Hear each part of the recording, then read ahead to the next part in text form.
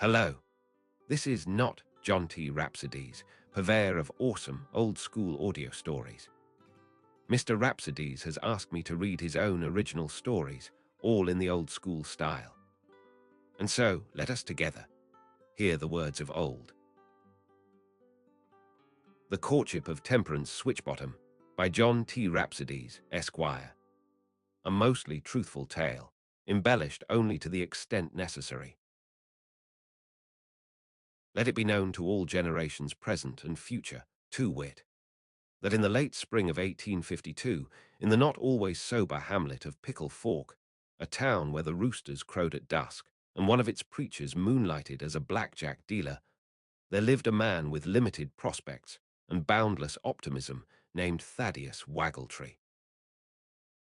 It was during this spring that Thaddeus made gallant attempts at courtship, social elevation, and what proved most troublesome, goat training. Thaddeus was as thin as a fence post, sunburned during all months of the year except August for some reason, and always blinked as if he was constantly amazed that he had made it this far. He lived with his grandmother, Hortense, along with 4 lazy and ungrateful cats, a one-eyed dog with 3 legs, and a perpetual optimism wholly unsupported by evidence, admissible or otherwise. Unbeknownst to anyone else, including her, Thaddeus's heart belonged to the one schoolmarm in Pickle Fork, a Miss Temperance Switchbottom. Miss Temperance had a lovely demeanor, like cold iron. Portly, elegant, powerful, and more than capable of injuring the unprepared, she believed in education, punctuality, and the utter destruction of any dreams that involved distilled spirits, banjos, or playing cards. Thaddeus had admired Miss Temperance from afar, mainly because she mistook him for someone else and spoke to him, albeit briefly, and only once. But for him, that was enough. He resolved that the way to her heart would require some grand gesture, heroic, visible, and perhaps involving a fancy first prize blue ribbon for winning something, anything. As Providence would have it, Pickle Fork was preparing for the 5th annual town fair for useful and morally sound livestock, an event meant to promote Protestant values and good breeding. The winner of last year's fair was a pig that could wink on command. The year before that, a mule that could dance a jig and count to 7, but not at the same time. Thaddeus owned nothing of value other than an inherited washboard, a rock shaped like a chicken drumstick, and 2 nickels, one of them wooden. Accordingly, he owned no suitable livestock to enter into the fair, since his former mule had left him for a Methodist family across the river. And so Thaddeus borrowed an ill-tempered goat named Biscuit from a local trapper named Clem McDoodle. Clem had one eye, no teeth, and a fondness for muscadine wine. Biscuit was not normal, even for a goat. Clem said he had been born under a blood moon, raised on scorn, turnips, and penny nails, and possessed a personality described as willfully onerous, and epitomized the Lord's admonitions about goats in the 25th chapter of the Gospel of Matthew. Biscuit feared and obeyed nothing, not man, not animal, not nature at large. He once survived a blunderbuss fired by an angry widow, a mule kick by head-butting first, and a stray lightning bolt by spitting at it.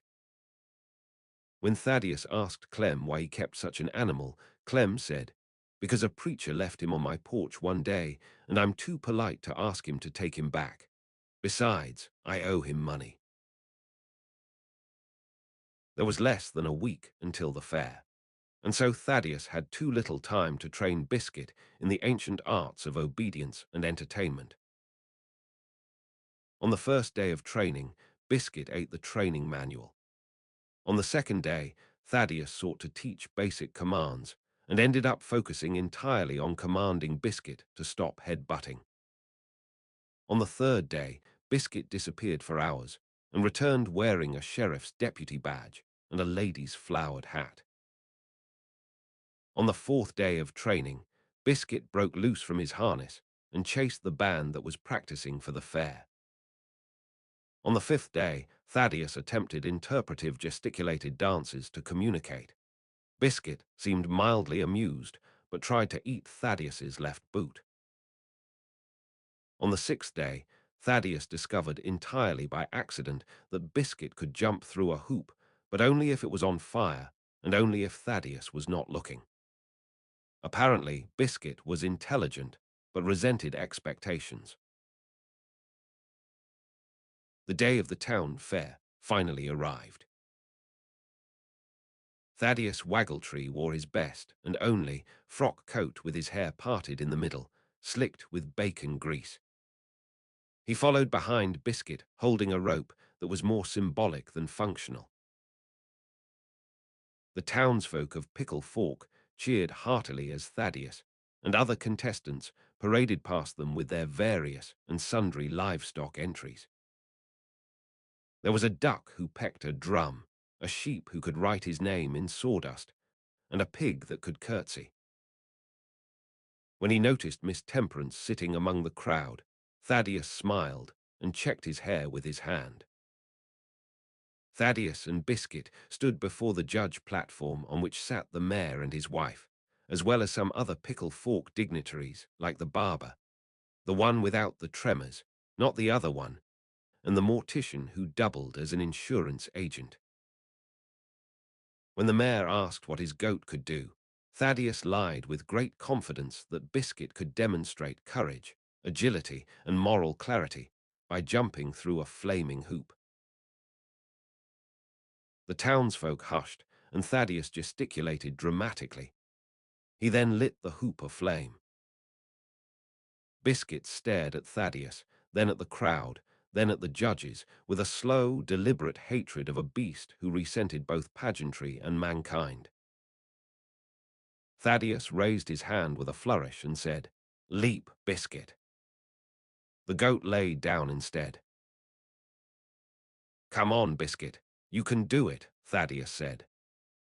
Biscuit stared blankly at Thaddeus for a moment, and then tried to lick his own beard. "Please, Biscuit, show them how brave you are," Thaddeus pleaded. Biscuit stood up, winked and spat, and sallied forth toward the judge's stage like he had had a malevolent plan all along. He jumped on top of the stage, headbutted the mayor, and grabbed his wife's purse with his steely goat jaws. And a tug-of-war ensued. Mrs. Mayor pulled, and Biscuit pulled, and it seemed at one point they were at an impasse, as equally matched. Then Mrs. Mayor slipped on a pie, left over from the pie-eating contest, and sat hard upon the stage, leaving Biscuit triumphant as he jumped off the stage with her enormous black purse. He shook his head, and along with it the purse, thereby slinging all the contents this way and that, including a half-eaten sandwich and a very large and half-empty jug of some sort of light brown liquid, which in the tussle had opened and was pouring out upon the grass. Biscuit focused his attention to the jug first, instead of the sandwich. The crowd erupted, some laughing, some outraged. Thaddeus stood frozen, holding the rope as he blinked even more than usual. Miss Temperance Switchbottom, who was sitting among her many lady cousins, smiled and said to them, "Well, it could have been worse." Thaddeus was disqualified, publicly scolded by 3 Baptists and 2 Presbyterians, and given a consolation prize of sour pickled okra and a very stern handshake. The next day, a messenger dropped off a note for Thaddeus.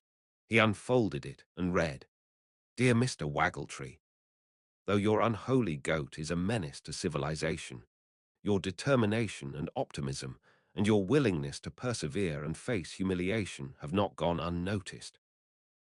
As long as you don't partake of distilled spirits, banjos, or playing cards, please walk with me after church this coming Sunday. Sincerely, Temperance Switchbottom." They were married the next spring. Biscuit served as the noble ring-bearer, though he ate the ring and then chewed on the hem of the preacher's robe during the ceremony. In time, Thaddeus became a lawyer and a school trustee, while Temperance continued to teach. Biscuit was excommunicated and lived out his days roaming the countryside around Pickle Fork, feared by cows and even bulls, while avoided and respected by men. He met his end when he broke into the sheriff's whiskey still for the third time. Further, affiant saith naught.